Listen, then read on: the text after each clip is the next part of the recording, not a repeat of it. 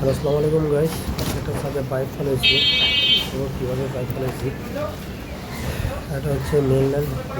এটা একটা ফ্ল্যাট, একটা ডাইনিং স্পেস ছিল, একটা রুম। এটা আলাদা করে সম্পূর্ণ পাইপ দিয়েছি মেনল্যান্ডের জন্য। একটা রুম, এটা একটা রুম।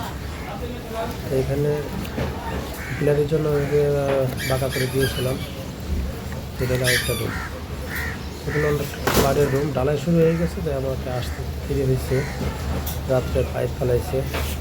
তা এখানে যে আরেকটা ফ্ল্যাট দেখেন, ডাইনিং স্পেস,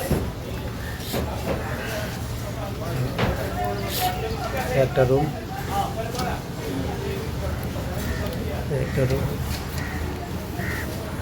রুমটা অনেক বড়।